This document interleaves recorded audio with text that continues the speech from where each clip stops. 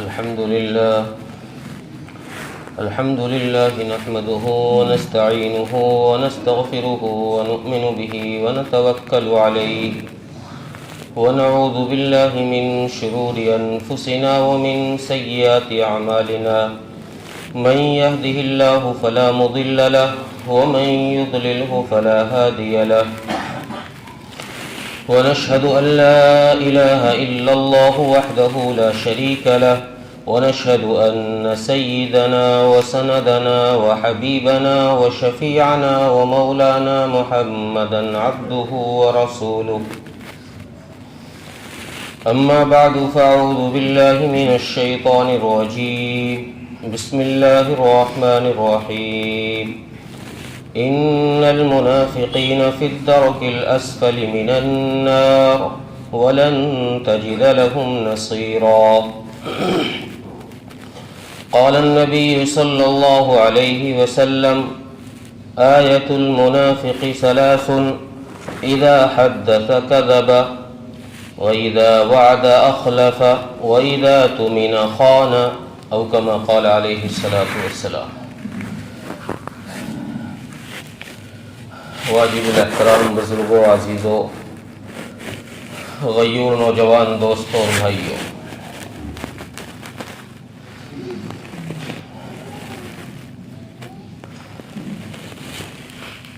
انسانوں میں سب سے بدتر انسان قرآن کریم نے منافق کو بتایا ہے۔ سب سے ذلیل اور گھٹیا انسان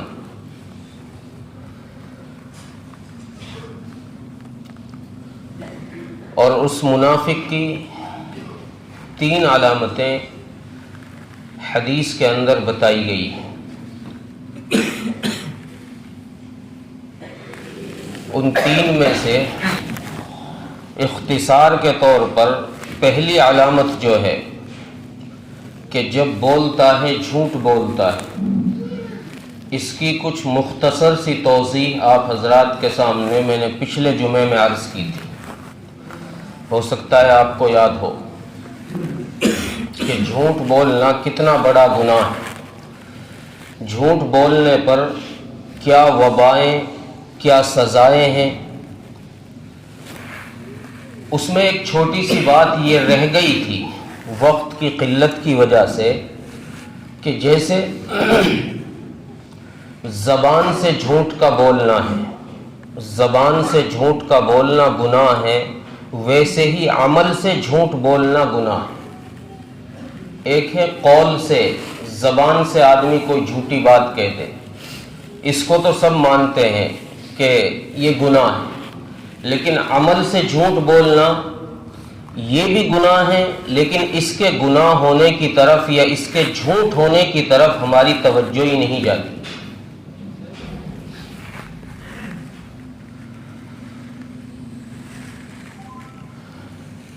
حدیث میں رسول اللہ صلی اللہ علیہ وسلم نے ارشاد فرمایا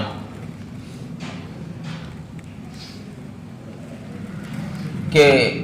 جو صفت انسان کے اندر نہیں ہے اور اس صفت کو لوگوں کے سامنے ظاہر کرنا، جو خوبی، جو چیز اپنے اندر موجود نہیں ہے لیکن اپنے ایٹیٹیوڈ سے، اپنی ایکٹنگ سے، اپنے نشست و برخاست سے، اپنے بول چال سے اس چیز کو ظاہر لوگوں کے سامنے ایسا کرنا کہ میرے پاس یہ چیز موجود ہے، یہ بھی جھوٹ میں شامل ہے۔ المتشبع، ایسے شخص کے متعلق یہ فرمایا حدیث میں کلابس ثوب زور، کہ یہ ایسا ہے جیسے جھوٹ کا لباس پہن لیا ہو اس نے۔ کلابس ثوب زور، جھوٹ کا لباس پہننا۔ مثال کے طور پر کوئی آدمی غریب آدمی ہے لیکن اس کی ایکٹنگ، اس کا اٹھنا بیٹھنا، رہنا سہنا اور سوٹ بوٹ لوگوں کے سامنے ظاہر کر رہا ہے بڑا امیر آدمی، حالانکہ گھر میں ٹائم پہ کھانا نہیں بن رہا، بچے بھوکے مر رہے ہیں، لیکن باہر لوگوں کے سامنے اپنا ایسا ایٹیٹیوڈ بنا رکھا ہے کہ بڑا رئیس آدمی ہے، بڑا امیر آدمی ہے۔ اللہ کے نبی نے فرمایا یہ بھی جھوٹ میں داخل ہے۔ یہ اس کے برعکس، اس کے برخلاف، کوئی آدمی اچھا رئیس آدمی ہے، امیر آدمی ہے، لیکن سامنے والوں کے لوگوں کے سامنے ایسا بن کے رہ رہا ہے، پھٹے کپڑے ہیں، ٹوٹی چپل جوتے پہن رکھے ہیں، اچھا نہیں کھا رہا، اچھا نہیں پہن رہا، لوگوں کے سامنے دکھا رہا ہے کہ بڑا غریب آدمی۔ اللہ کے نبی نے فرمایا یہ بھی جھوٹ میں شامل ہے۔ یہ عمل سے جھوٹ ہے، ایک زبان سے جھوٹ ہے، اس کو ہم مانتے ہیں، جھوٹ مانتے ہیں کہ بھئی جھوٹ بولنا گناہ ہے، لیکن عمل سے جھوٹ ظاہر کرنا اس کو ہم سمجھتے ہی نہیں ہیں، اس کو جھوٹ جانتے ہی نہیں ہیں کہ یہ بھی گناہ ہے۔ تو جھوٹ کے اندر یہ بھی شامل ہے کہ آدمی عمل سے کوئی چیز ایسی ظاہر کرے جس سے سامنے والا دھوکے میں پڑ جائے، تو یہ جائز نہیں ہے۔ یہ ایک بات رہ گئی تھی۔ دوسری چیز جو دوسری علامت حدیث میں بیان کی گئی ہے، اذا وعد اخلف، کہ منافق کی ایک بڑی علامت یہ ہے کہ یہ جب وعدہ کرے گا اس کو توڑ دے گا، اس کی کوئی پرواہ نہیں کرے گا، وعدے کی اس کے سامنے کوئی حیثیت اور وقعت نہیں ہوگی، اس کو کوئی اہمیت نہیں دے گا۔ لیکن ایمان والا اپنے وعدے کا پکا ہوگا، وہ اپنے وعدے کو وفا کرے گا، پورا کرے گا، حتی الامکان جب تک ممکن ہو وہ اپنے وعدے کو پورا کرے گا، الا یہ کہ کوئی ایسی مشکل آن پڑے، کوئی ایسی پریشانی آن پڑے کہ وہ اپنے وعدے کو پورا نہ کر سکے تو الگ چیز ہے، کسی مجبوری کی درجے میں۔ مثال کے طور پر کسی آدمی نے کسی سے وعدہ کیا کہ بھئی میں تجھے فلاں تاریخ کو 1000 روپے یا 10,000 روپے ادھار دے دوں گا۔ اب وعدہ کر لیا، وہ تاریخ آنے سے پہلے اس کے پاس پیسے ختم ہو گئے، پیسے نہیں رہے، اب مجبوری ہے۔ تو یہ آدمی اب مجبوری کی وجہ سے وعدہ پورا نہیں کر پا رہا ہے، تو اس کو چاہیے کہ اس کو کہہ دے اس تاریخ پر یا اس تاریخ سے پہلے کہ بھئی میرے پاس اب وہ چیز نہیں ہے جس کا میں نے آپ سے وعدہ کیا تھا، تو یہ اس وعدہ خلافی میں داخل نہیں ہوگا۔ اسلام نے وعدے کو پورا کرنے کے لیے، وعدے کو نبھانے کے لیے بڑی تاکید کی ہے، بڑا زور دیا ہے۔ خود رسول اکرم صلی اللہ علیہ وسلم نے کس حد درجے میں وعدے کو پورا کیا ہے، آپ اس واقعے سے اندازہ لگائیں۔ حضرت حذیفہ بن یمان رضی اللہ تعالی عنہ بڑے مشہور صحابی ہیں، نبی کے رازدار ہیں، آپ حضرات نے نام سنا ہوگا حذیفہ بن یمان کا۔ یہ باپ بیٹے جب مسلمان ہوئے، حذیفہ اور ان کے والد یمان جب مسلمان ہوئے تو یہ جنگ بدر سے پہلے مسلمان ہو گئے تھے۔ یہ رسول اللہ صلی اللہ علیہ وسلم سے ملاقات کے لیے دونوں باپ بیٹے مدینہ منورہ جا رہے تھے، اور اس وقت میں جنگ بدر کی تیاریاں چل رہی تھی۔ مشرکین مکہ اپنا لشکر لے کر، ابو جہل 1000 کی فوج لے کر کے جنگ بدر کے لیے روانہ ہو چکا تھا، اور حضرت حذیفہ بن یمان رضی اللہ تعالی عنہ یہ ملاقات کے لیے رسول اللہ صلی اللہ علیہ وسلم سے مدینہ منورہ جا رہے ہیں۔ راستے میں ان کی مٹبھیڑ ابو جہل کے لشکر سے ہو گئی، آمنا سامنا ابو جہل کے لشکر سے ہو گیا۔ چونکہ یہ دو ہی آدمی تھے، وہ 1000 کا لشکر تھا، انہوں نے ان کو پکڑ لیا۔ کہاں جا رہے ہو بھائی؟ کہ اس طرح ہم تو مدینہ منورہ جا رہے ہیں اور رسول اللہ صلی اللہ علیہ وسلم سے ملاقات کے لیے جا رہے ہیں، آپ کی زیارت کے لیے جا رہے ہیں۔ ابو جہل نے کہا کہ نہیں، ہم بھی مدینہ منورہ جا رہے ہیں جنگ کرنے کے لیے، اگر تم کو یوں ہی جانے دیا تو تم وہاں جا کر ان کے ساتھ ہو کر کے ہم سے جنگ کرو گے، مسلمانوں کے ساتھ جڑ کے رسول اللہ صلی اللہ علیہ وسلم کے لشکر میں شامل ہو کر ہمارے خلاف آؤ گے تم۔ انہوں نے کہا جی ہم تو جنگ کے لیے جا رہے ہیں، ہم آپ سے ہم تو ملاقات کے لیے جا رہے ہیں، آپ سے جنگ نہیں کریں گے۔ ابو جہل نے ان کو پکڑ لیا، نہیں بھائی میں کیسے مان لوں، وعدہ کرو، وعدہ کرو کہ تم مدینہ منورہ جاؤ گے تو صرف ملاقات کرو گے، ہمارے خلاف جنگ میں شریک نہیں ہوگے۔ اب یہ دو باپ بیٹے تلوار، ننگی تلواریں گردن پہ لگا رکھی ہے، مرتا کیا نہ کرتا، وعدہ کر لیا کہ جی ٹھیک ہے ہم جنگ میں شریک نہیں ہوں گے، ہم رسول اللہ صلی اللہ علیہ وسلم سے صرف ملاقات کریں۔ انہوں نے چھوڑ دیا۔ یہ جب مدینہ منورہ پہنچے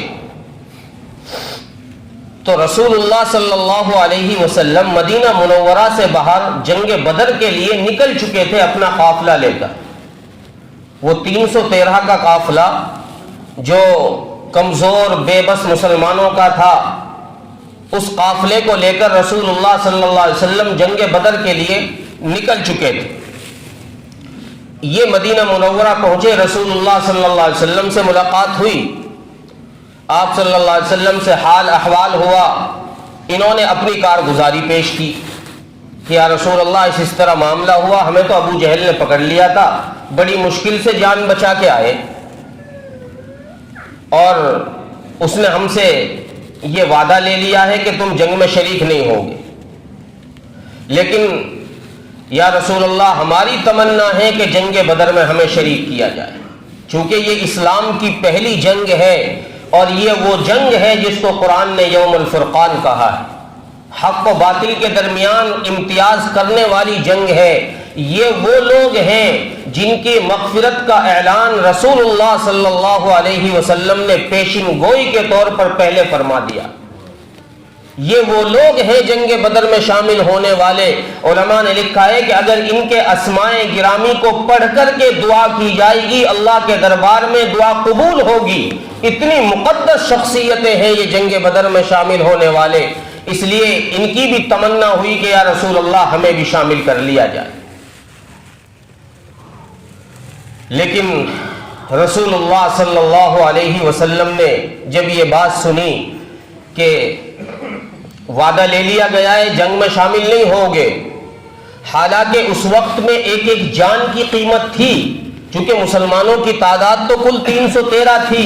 ان کے پاس 70 اونٹ اور 2 گھوڑے اور 8 تلواریں تھی، نہتے لوگ تھے، ایک ایک جان کی قیمت تھی۔ اگر رسول اللہ صلی اللہ علیہ وسلم چاہتے تو ان کو شامل کر لیتے، اور جیسے شریعت نے وعدے کے خلاف جانے کی اجازت دی ہے مجبوری کے درجے میں، تو یہ لوگ یہ بھی تعویل کر سکتے تھے کہ ہماری تو گردن پر تلوار رکھ کر وعدہ لیا گیا تھا، لہذا ہم وعدہ تو ہم نے کیا لیکن مجبوری کے درجے میں کیا ہے، اس لیے اب ہم وعدہ خلاف کرتے ہیں۔ لیکن اسلام نے مثال پیش کی ہے کہ وعدے کو ایفا اس طرح کی جاتی ہے، وعدے کو پورا اس طرح کیا جاتا ہے۔ رسول اللہ صلی اللہ علیہ وسلم نے حضرت حذیفہ بن یمان سے فرمایا کہ بیٹا میرا جی تو چاہتا ہے کہ تمہیں جنگ بدر میں شامل کر لوں، لیکن تم نے ابو جہل سے وعدہ کر لیا ہے، اسلام اس کی اجازت نہیں دیتا کہ وعدے کو توڑ کر کے میں تمہیں اس جنگ میں شامل کروں، چونکہ یہ جنگ اسلام اور کفر کی درمیان کی جنگ ہے، یہ کوئی جائیداد کے لیے جنگ نہیں کی جا رہی، کسی ملک کو فتح کرنے کے لیے جنگ نہیں کی جا رہی ہے کہ چلو جس میں گناہ تھوڑے بہت ہوں تو کر بھی لیے جائیں، یہ تو اسلام کو بلند کرنے کے لیے جنگ کی جا رہی ہے۔ اب اسلام کو بلند اگر گناہ کر کے کیا جائے گا تو وہ اسلام بلند کیسے ہوگا؟ جیسے آج ہمارے دین کے معاملات ہیں، ہم تبلیغ بھی کر رہے ہیں، ساتھ میں گناہ بھی کر رہے ہیں، اس لیے ہماری دعوت کے اندر وہ اثر پیدا نہیں ہو رہا۔ ہماری دعوتیں اس لیے بے اثر ہیں کہ ایک طرف تو ہم اسلام کا حق مار رہے ہیں، گناہ کر رہے ہیں، دوسری طرف اسلام کی طرف لوگوں کو بلا بھی رہے ہیں، اس لیے ہماری دعوت میں وہ جان نہیں۔ رسول اللہ صلی اللہ علیہ وسلم نے منع فرما دیا اور حضرت حذیفہ بن یمان رضی اللہ عنہ سے فرمایا کہ تم وعدہ پورا کرو۔ وعدے کو نبھاؤ، تم وعدہ کر کر آئے ہو، حالانکہ عذر موجود تھا۔ کوئی مجھ جیسا ہوتا تو نہ جانے کتنے سارے بہانے نکال لیتا، حیلے نکال لیتا کہ جی یہ وجہ ہے، چلو جائز ہو جائے گا، اسلام نے اس مجبوری میں اجازت دی ہے، یہ وجہ ہے، یہ ہو سکتا ہے، کتنی ساری گلیاں ہم نکال لیتے۔ لیکن رسول اللہ صلی اللہ علیہ وسلم نے فرمایا تم نے وعدہ کر لیا ہے، وعدہ پورا کیا جائے گا، لہذا جنگ بدر سے تمہیں الگ رکھا جائے۔ یہ اسلام کی مثال ہے۔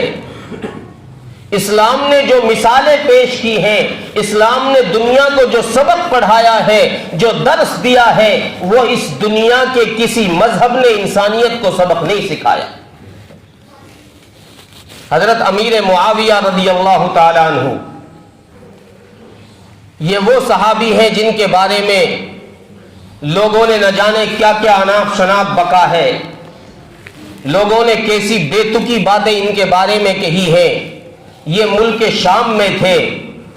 اور ملک شام میں جب یہ رہ رہے تھے، ان کو اسلامی فوج کا کمانڈر بھیجا گیا تھا بنا کر کے امیر المومنین کی طرف سے، تو وہاں رومیوں سے ان کی جنگ ہوتی رہتی تھی۔ رومیوں سے ایک وقت میں ان کا معاہدہ ہو گیا کہ بھئی اس تاریخ سے اس تاریخ تک ہم کوئی جنگ نہیں کریں گے، آپس میں صلح نامہ ہو گیا، ان کا معاہدہ ہو گیا۔ اب معاہدے کا اصول یہ ہے کہ جب تک معاہدہ ہے تب تک کوئی پیش قدمی نہیں کی جائے گی، کسی کو اجازت نہیں ہے آگے بڑھ کے جانے کی۔ ہاں اگر تمہیں معاہدے کے خلاف کرنا ہے تو پہلے اعلان کرنا ہوگا کہ ہم اس وعدے کو توڑ رہے ہیں، اب ہم جنگ شروع کریں گے، اس کے بعد تمہیں اجازت ہے۔ لیکن انہوں نے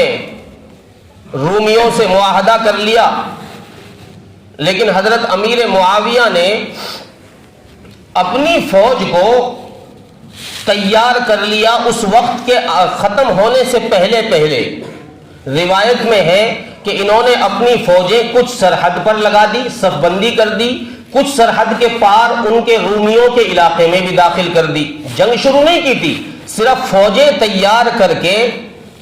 اپنی سرحد پر لگا دی کہ جیسے ہی وقت پورا ہوگا وہ لوگ تو سمجھیں گے، رومی سمجھیں گے کہ اسلامی فوج ابھی تیار ہوگی، پھر آئے گی، بہت وقت لگے گا، ہم ایسا کرتے پہلے ہی تیار ہو، جیسے ہی وقت ہو، ٹائم پورا ہو، جو معاہدہ ہے اس کا وقت پورا ہو تو ہم ایک دم سے حملہ کر دیں۔ انہوں نے یہ تدبیر قائم کر کے اپنی فوجیں وہاں سرحد پر قائم کر دی، کچھ سرحد کے اندر۔ اب جیسے ہی وقت ہوا، وہ معاہدے کی آخری تاریخ کا سورج غروب ہوا، تو حضرت امیر معاویہ نے اپنے لشکر کو پیش قدمی کی اجازت دے دی کہ حملہ کرو۔ اب یہ تدبیر اتنی کارگر ثابت ہوئی کہ علاقے حضرت امیر معاویہ نے فتح کر دیے، چونکہ سامنے والے کو تو موقع ہی نہیں ملا نا، اس کو کھڑے ہونے کے لیے موقع ہی نہیں ملا، تیار ہونے کے لیے انہوں نے حملہ کر دیا۔ انہوں نے شہر کے شہر، گاؤں کے گاؤں فتح کر دیے، اور یہ فتح کرتے ہوئے آگے بڑھ رہے تھے کہ ایک دن پیچھے سے ایک گھڑ سوار آتا ہوا نظر پڑا۔ اس کی دھول، گھوڑے کی جو بھاگنے کی وجہ سے دھول اڑ رہی تھی، تو وہ دھول ان کے نظر پڑی کہ کوئی آ رہا ہے، تو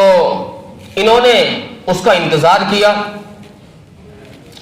جب وہ شخص گھڑ سوار ان کے قریب آیا تو وہ شور مچاتا ہوا آیا کہ قفو قفو یا ایھا المسلمون یا عباد اللہ، قفو قفو، رک جاؤ رک جاؤ، کیا کر رہے ہو؟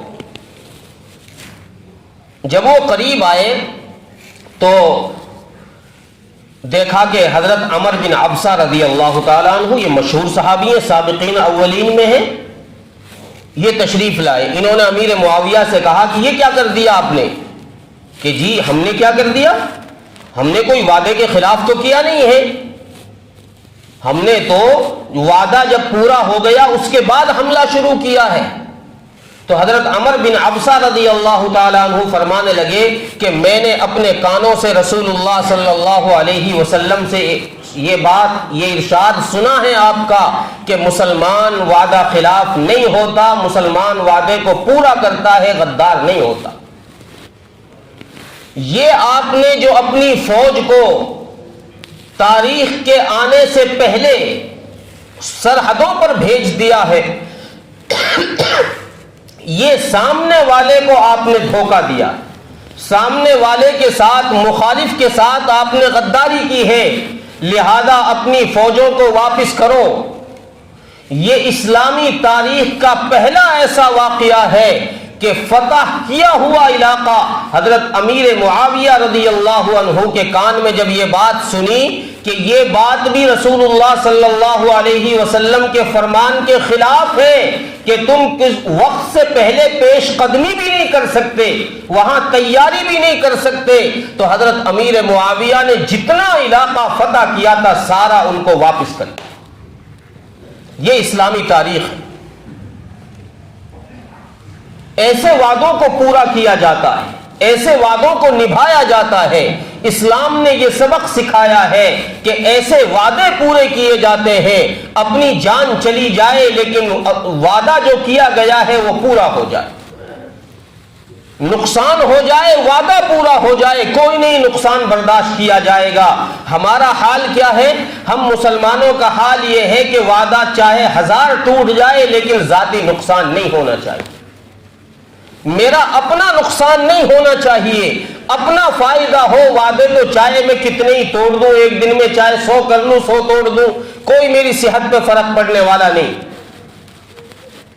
کوئی صحت پر فرق پڑنے والا نہیں۔ حضرت امیر معاویہ رضی اللہ، حضرت عمر فاروق رضی اللہ تعالی عنہ خلیفہ ثانی، جب انہوں نے بیت المقدس فتح کیا تو بیت المقدس میں کچھ لوگ یہودی اور عیسائی رہا کرتے تھے۔ اسلامی قانون یہ ہے کہ تمہارے ملک میں اگر کوئی غیر مسلم رہ رہا ہے، تمہاری حفظ امان کے اندر رہ رہا ہے، تو اس سے اسلامی دور میں ٹیکس وصول کیا جاتا تھا کہ بھئی ہم تمہاری جان مال کی حفاظت کریں گے، اس کے بدلے تم ٹیکس دو، تو وہ لوگ ٹیکس دیا کرتے تھے۔ ایک موقع ایسا آیا کہ حضرت امیر معاویہ نے جو فوج بیت المقدس میں لگا رکھی تھی لوگوں کی حفاظت کے لیے کہ کوئی دشمن ان پر حملہ نہ کر دے، ان کی جان مال محفوظ رہے، اس کے لیے جو فوج بیت المقدس میں لگا رکھی تھی، حضرت عمر فاروق رضی اللہ عنہ کو اس کی ضرورت کسی اور جگہ پڑ گئی۔ کسی نے مشورہ دیا کہ امیر المومنین یہ فوج ہے بیت المقدس میں، آپ اس فوج کو فلاں جگہ بھیج دیجئے، وہاں ضرورت ہے فوج کی، وہاں جہاد ہو رہا ہے، وہاں بھیج دیجئے۔ تو حضرت عمر فاروق رضی اللہ تعالی عنہ نے یہ بات پسند فرمائی، لیکن یہ فرمایا کہ بھائی پہلے ایسا کرو، بیت المقدس کے اطراف میں جتنے غیر مسلم رہ رہے ہیں، یہود و نصارہ رہ رہے ہیں، پہلے سب کو اکٹھا کرو۔ سب کو اکٹھا کیا گیا۔ سارے لوگ جب آ گئے تو حضرت عمر فاروق رضی اللہ عنہ نے فرمایا کہ بھائی دیکھو، آج تک ہم تمہاری جان مال کی حفاظت کرتے تھے، ہم نے تم سے ٹیکس لیا تھا، اب ہماری فوج کی ضرورت کسی اور جگہ پڑ رہی ہے، اس لیے ہم اپنی فوج یہاں سے دوسری جگہ بھیج رہے ہیں، اب ہم تمہاری جان مال کی حفاظت نہیں کر سکتے، لہذا اس سال جو ٹیکس تم لوگوں نے دیا ہے ہمیں جان مال کی حفاظت کے لیے، وہ ٹیکس ہم تمہیں واپس کر رہے ہیں۔ چونکہ یہ ایک معاہدہ تھا، ایک معاہدہ تھا، اس لیے یہ معاہدہ ہم توڑ نہیں رہے، اب ہم اس کو پورا نہیں کر سکتے، اس لیے ہم تمہارا ٹیکس واپس کر رہے ہیں، اب تم اپنے جان مال کے خود محافظ رہو۔ یہ اسلام کی تاریخ ہے۔ اس طرح وعدوں کو پورا کیا جاتا ہے، اس طرح وعدے نبھائے جاتے ہیں، اور اس سے ہمیں سبق لینا چاہیے، اس سے ہمیں سبق لینا چاہیے۔ ہم بھی اسی نبی کے امتی ہیں، ہم نے بھی اسی نبی کا کلمہ پڑھا ہے، ہم جیسے دھڑلے سے وعدوں کو توڑتے ہیں اور وعدوں کی ہماری نظروں میں کوئی اہمیت، کوئی وقار، کوئی حیثیت نہیں ہے، ایسے بے فکر اور نڈر ہو کر وعدے توڑتے ہیں کہ گویا ہم سے اس کے بارے میں کوئی پوچھ ہی نہیں ہوگی، ہم سے کوئی سوال ہی نہیں ہوگا، اور کہہ رہے ہیں اپنے آپ کو مسلمان۔ تو اس لیے بھائی عزیز و بزرگ و دوستو، اگر کسی سے کوئی وعدہ کیا جائے تو اس وعدے کو پورا کرنے کی کوشش کی جائے جب تک کہ کوئی زیادہ نقصان کا اندیشہ نہ ہو۔ ہاں اگر کوئی جان مال کی نقصان کا اندیشہ ہے تو اس صورت میں آپ وعدے کو توڑ سکتے ہیں، جیسے وعدہ زبانی وعدہ ہوتا ہے ویسے ہی وعدہ عملی وعدہ بھی ہوتا ہے. اب چونکہ وقت پھر نہیں رہا، انشاءاللہ آئندہ ہفتے اگر زندہ رہے تو انشاءاللہ آئندہ ہفتے اس پر کچھ اور روشنی ڈالی جائے. اللہ تبارک و تعالی عمل کی توفیق عطا فرمائے. وآخر دعوانا ان الحمدللہ رب العالمین.